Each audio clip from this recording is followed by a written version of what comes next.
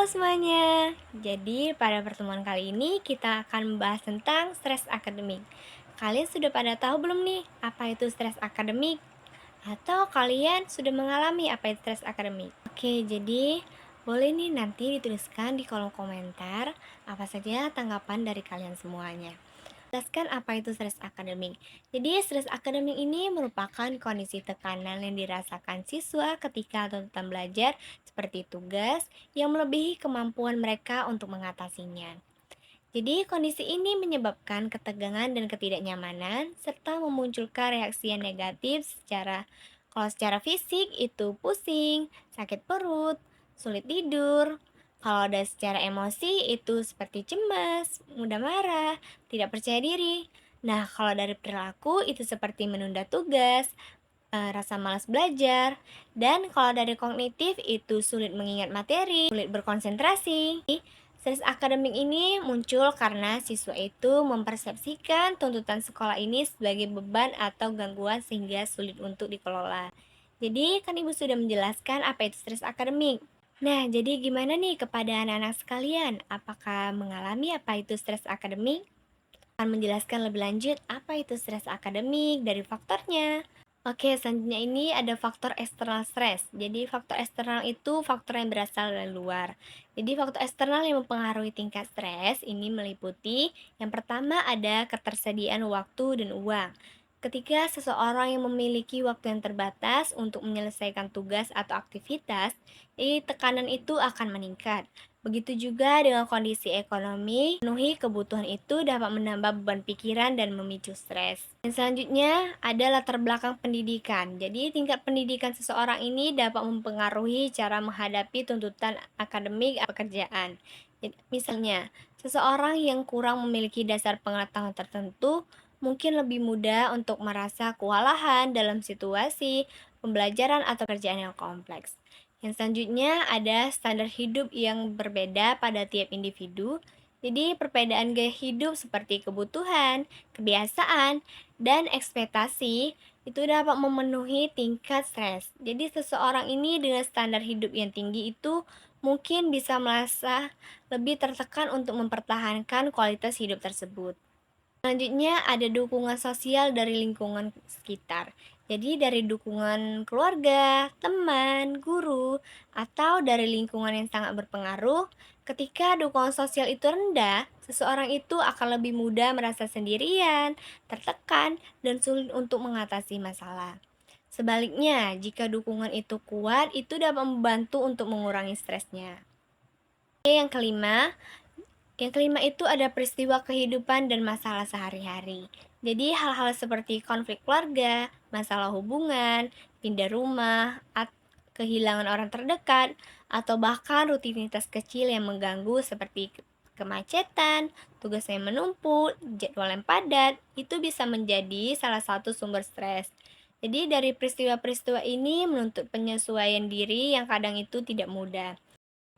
Jadi, kepada anak-anak sekalian, dari faktor eksternal stres tadi, apakah pernah mengalami dari faktor-faktor tersebut?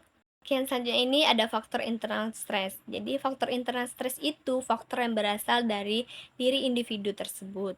Seperti yang pertama itu ada aspek negatif. Jadi, aspek negatif ini adalah kecenderungan seseorang untuk lebih mudah merasakan emosi yang negatif seperti sedih, cemas, kesal, atau takut. Jadi individu dengan aspek negatif yang tinggi cenderung lebih rentan mengalami stres karena mereka ini lebih sensitif terhadap tekanan dan melihat situasi ini sebagai ancaman. Selanjutnya ada kepribadian tahan banting atau hardiness. Jadi hardiness ini adalah kemampuan seseorang itu untuk tetap kuat dalam menghadapi tekanannya. Selanjutnya ada optimisme. Jadi optimisme ini adalah sikap positif dalam memandang masa depan. Jadi orang yang optimis ini cenderung percaya bahwa masalah ini dapat diatasi, sehingga mereka ini lebih kreatif mencari solusi dan lebih mampu menahan dampak yang buruk. Yang keempat ada kontrol psikologis. Jadi, kontrol psikologis ini adalah keyakinan seseorang itu mengenai apakah ia ini dapat mengendalikan situasi. Jika seseorang ini merasa kendali, ia lebih mudah mengelola stres. Jika ia mudah semua itu berada dalam luar kendalinya, maka stres ini akan lebih mudah muncul. Yang kelima itu ada harga diri. Jadi, individu dengan harga diri yang tinggi ini memiliki penilaian positif terhadap dirinya sendiri. Dia lebih percaya diri menghadapi tantangan. Hal ini membuat stres ini lebih mudah dikendalikan. Sebaliknya, jika harga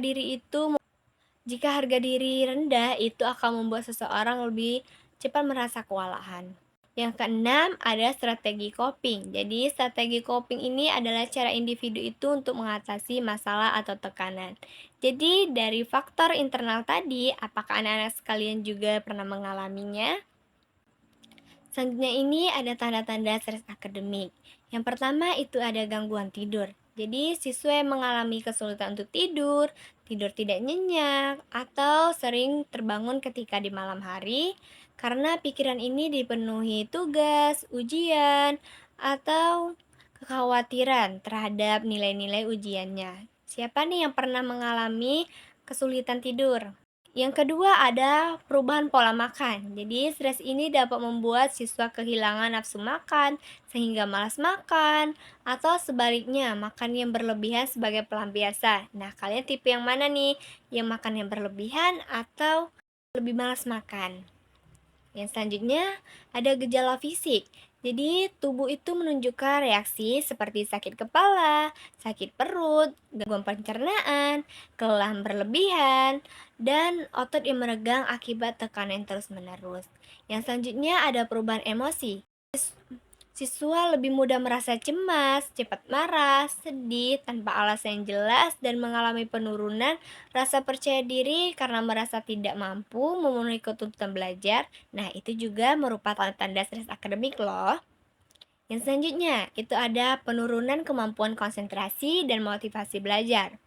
Jadi, stres yang membuat siswa sulit fokus, mudah terdistraksi, kehilangan semangat untuk belajar atau menyelesaikan tugas sehingga prestasi akademik ini bisa menurun. Nah, kepada anak-anak sekalian, gimana nih? Apa saja tanda-tanda stres akademik pada diri kalian?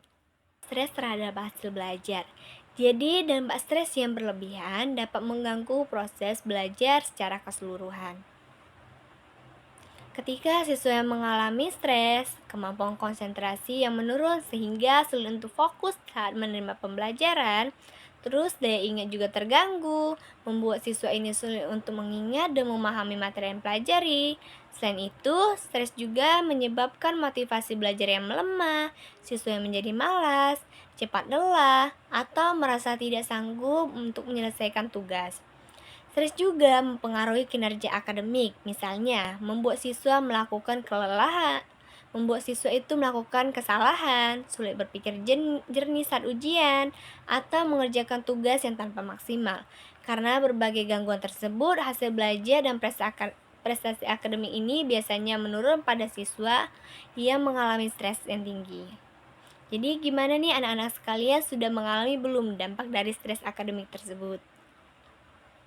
Nah, selanjutnya ini ada cara memahami dan mengendalikan stres dalam kegiatan belajar untuk siswa SMA. Yang pertama, ada mengenali emosi dan tanda-tanda stres lebih awal. Jadi, siswa ini perlu memahami ketika dirinya ini mulai merasa cemas, lelah, sulit fokus, atau muncul gejala fisik. Dengan mengenali tanda awal, stres bisa mencegah sebelum menjadi lebih berat. Yang kedua, membuat jadwal belajar yang realistis.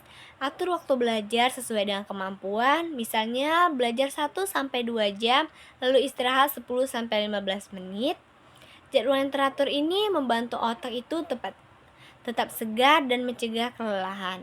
Yang ketiga, ada menciptakan lingkungan belajar yang nyaman, bisa belajar di tempat yang rapi, tenang, dan minim dari gangguan yang membuat konsentrasi itu lebih baik dan stres berkurang. Yang keempat, melakukan aktivitas fisik atau olahraga. Jadi dari gerakan tubuh seperti jalan santai, stretching, atau olahraga ringan itu bisa membantu melepaskan ketegangan dan membuat pikiran kita ini lebih rileks. Yang kelima, melakukan hobi dan mencari dukungan emosional, menyempatkan waktu untuk aktivitas yang disukai seperti menggambar, musik, atau membaca dan dapat menenangkan pikiran. Cerita kepada orang tua, guru, teman juga bisa membantui beban dari emosional. Yang keenam, itu menghindari penundaan tugas. Jadi, menunda tugas itu bukan hanya membuat pekerjaan menumpuk dan meningkatkan tekanan. Mengerjakan tugas ini sedikit demi sedikit ini membuat beban itu merasa lebih ringan dan stres lebih mudah dikendalikan. Nah, kalau kalian gimana nih cara untuk memahami dan mengendalikan stres akademik dalam kegiatan belajarnya? Jadi, dapat disimpulkan bahwa stres akademik ini terjadi saat tuntutan belajar itu melebihi kemampuan kalian sebagai siswa dalam mengatasinya, sehingga mempengaruhi fisik, emosi, dan prestasi belajar. Faktor penyebabnya ini ada faktor eksternal, yaitu dukungan sosial, waktu, dan ekonomi. Dan ada juga faktor internal, yaitu kepribadian, optimisme, kontrol diri. Untuk mengatasinya, itu perlu mengenali tanda stres, mengatur waktu belajar, menjaga keseimbangan aktivitas, serta mencari dukungan dari lingkungan agar prestasi itu tetap optimal. Oke, tadi penyampaian materi dari Ibu tentang stres akademik. Jangan lupa dikerjakan untuk kuis, tugas, bahkan untuk mengisi evaluasinya. Pada anak-anak sekalian, semoga dapat diterapkan materi dari Ibu tentang stres akademik pada hari ini. Bye-bye, sampai ketemu di waktu selanjutnya.